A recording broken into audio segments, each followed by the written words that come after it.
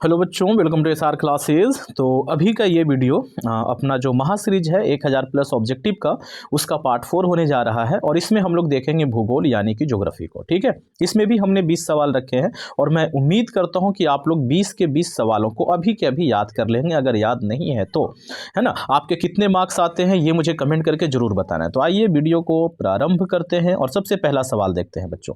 पहला सवाल है कि कोयला किस प्रकार का संसाधन है? अनवीकरणीय संसाधन है, नवीकरणीय है, जैव है या अजैव संसाधन है? तो यहाँ पर जो सबसे अच्छा ऑप्शन है ना, वो है अनवीकरणीय संसाधन। तो कोयला कैसा संसाधन होगा बच्चों?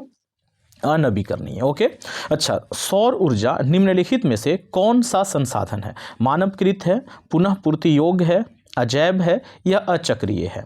सौर ऊर्जा कैसा संसाधन है बच्चों? तो सौर ऊर्जा पुनः पूर्ति योग्य संसाधन है, क्योंकि ये हमेशा बना रहता है। ओके, अगला सवाल है बच्चों कि तट रेखा से कितने किलोमीटर क्षेत्र सीमा अपवर्जक आर्थिक क्षेत्र कहलाती है? ठीक है, तट रेखा से, समुद्री तट रेखा से कितने किलोमीटर दूर तक की जो सीमा है, जो आर्थिक अपवर्जक क्षेत्र कहलाती है, वो कौन सी है बच्चों? तो वो है 200 किलोमीटर तक का। अगला सवाल है बच्चों कि डाकुओं के अर्थव्यवस्था का संबंध किससे है? संसाधन के संग्रहण से है, संसाधन के अनियोजित बीदोहन से है, संसाधन के नियोजित दोहन से है, या इनमें से कोई नहीं? तो इसका जो आंसर है वो है संसाधन के अनियोजित बीदोहन से। ओके, अगला सवाल है कि एक ही कृषि वर्ष में एक ही भूमि में एक से अधिक फसलों को उगाकर उत्पादन में वृद्धि करना क्या कहलाता है? मतलब कि हमारे पास कोई एक भूमि हुआ करती थी जिसमें हम सालाना 2 फसल उपजाया करते थे, लेकिन हमारा काम उससे नहीं चल रहा था। हम चाहते थे कि उसमें जो फसल है ना वो थोड़ा ज़्यादा उपजे, तो इसके लिए हमने क्या किया, उसमें सालाना 3 फसल बोना चालू कर दिया। ठीक है बच्चों, तो इसको हम लोग क्या कहते हैं? तो इसको हम लोग कहते हैं गहन कृषि कहते हैं, या सस्य गहनता कहते हैं। ठीक है बच्चों, हाँ जी। तो अगला सवाल है कि 75 सेमी से कम वर्षा वाले क्षेत्रों में होने वाली कृषि को हम लोग क्या कहते हैं? 75 सेंटीमीटर से भी कम वर्षा जहाँ होती है, उन क्षेत्रों में होने वाली कृषि को हम लोग क्या कहते हैं, या तो उस भूमि को क्या कहते हैं? तो उसको कहा जाता है शुष्क भूमि।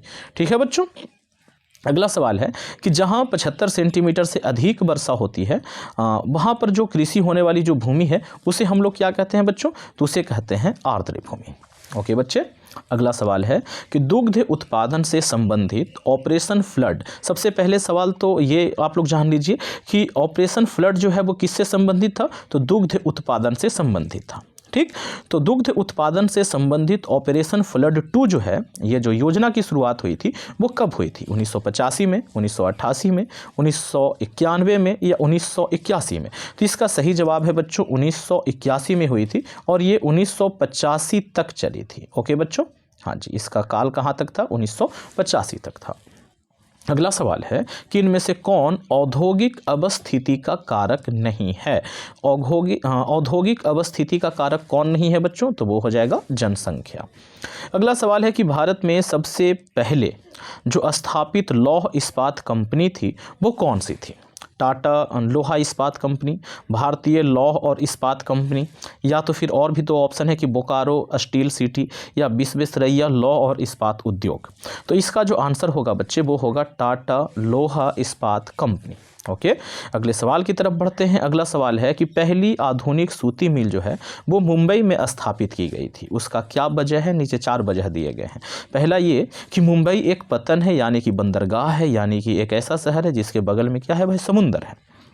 दूसरा कारण ये है कि यह कपास उत्पादक क्षेत्र के निकट स्थित है मुंबई, इसीलिए वहाँ पर ये किया गया था, क्योंकि भाई सूती जो ये है कपड़ा बनता है वो कपास से ही बनता है। तीसरा कि मुंबई में पूंजी बहुत था इसलिए, और चौथा है कि ऊपर जितने भी कारण हैं ना वो सारे के सारे सही हैं। तो जी हाँ, चौथा ही सही है, सारे ही कारण सही थे। अगला सवाल है बच्चों कि निम्नलिखित में से कौन सा उद्योग ऐसा है जो कृषि पर आधारित नहीं है? सूती वस्त्र उद्योग तो ये तो कृषि पर आधारित है ना। सीमेंट ये कृषि पर आधारित नहीं है। ओके बच्चे, अगला सवाल है बच्चों कि स्वतंत्रता प्राप्ति के समय देश में सड़कों की कुल लंबाई कितनी थी? जब हमें स्वतंत्रता की प्राप्ति हुई तो उस समय सड़कों की लंबाई देश में कितनी थी? तो 1.46 लाख किलोमीटर थी। ओके बच्चों, तो इसका सही जवाब हो जाएगा 1.46 लाख किलोमीटर। अगला सवाल है बच्चों कि पक्की सड़कों की लंबाई की दृष्टि से प्रथम स्थान पर कौन सा राज्य है। मतलब कि भारत में जितने भी राज्य हैं उन राज्यों में सबसे ज़्यादा पक्की सड़कें कहाँ हैं। तो इसके हिसाब से आपको प्रथम स्थान का राज्य बताना है। तो बिहार है, महाराष्ट्र है, तमिलनाडु है, केरल है। जी हाँ, आप लोग बिल्कुल सही बता रहे हैं जी, महाराष्ट्र है। अगला सवाल है बच्चों कि किस वर्ष इंडियन एयरलाइंस को इंडियन नाम दिया गया था। इंडियन एयरलाइंस को इंडियन नाम किस वर्ष दिया गया था। तो उसका जो सही जवाब है वो है 2005 में दिया गया था और 2007 में इसे एयर इंडिया में विलय कर दिया गया। ठीक है, तो ये भी आप लोग याद रखिएगा। अगले सवाल की तरफ बढ़ते हैं बच्चों। अगला सवाल है कि भारतीय अंतर्देशीय जल मार्ग प्राधिकरण का गठन किस वर्ष हुआ था। भारतीय अंतर्देशीय जल मार्ग प्राधिकरण का गठन किस वर्ष हुआ था बच्चों। 1986 में, 88 में, 85 में या 89 में। तो इसका सही जवाब है बच्चे 1986 ईस्वी में। ओके। अगला सवाल है कांबर झील कहाँ स्थित है। दरभंगा में है, बेगूसराय में है, वैशाली में है या भागलपुर में है। कांबर झील कहाँ स्थित है बच्चों। तो ये बेगूसराय में स्थित है। ओके। अगले सवाल की ओर बढ़ते हैं। अगला सवाल है कि कुशेश्वर स्थान किस जिला में स्थित है। वैशाली में है, भागलपुर में है, दरभंगा में है या बेगूसराय में है। तो कुशेश्वर स्थान जो है ना वो दरभंगा में स्थित है। ये आप लोगों को याद रखना है। संजय गांधी जैविक उद्यान जो है वो किस नगर में स्थित है बच्चों। राजगीर में, बोधगया में, पटना में या मोकामा में। तो इसका जो सही जवाब है वो है पटना में है संजय गांधी ये जैविक उद्यान। अगला है बच्चों कि बिहार का जो जूट उत्पादन है उसमें क्या हो रहा है।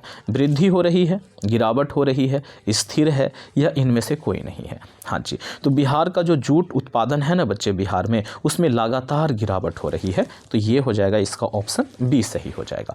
अब हम लोगों ने इसको देख लिया। इसमें से आप कितने सवालों के जवाब जानते थे वो आप लोग कमेंट करके ज़रूर बताना। अगर आपका जवाब कुछ यूँ है बच्चे कि 17 सवाल का जवाब आपको पता था, है ना, तो फिर आपको इस वीडियो को एक बार फिर से देखना है और 20 आउट ऑफ 20 करना है। क्योंकि मैंने पहले ही कहा है कि इस वीडियो का उद्देश्य ये नहीं है कि आप लोग बस खाली ये देख लीजिए कि 20 सवाल आज फिर हम लोगों ने लगा लिए।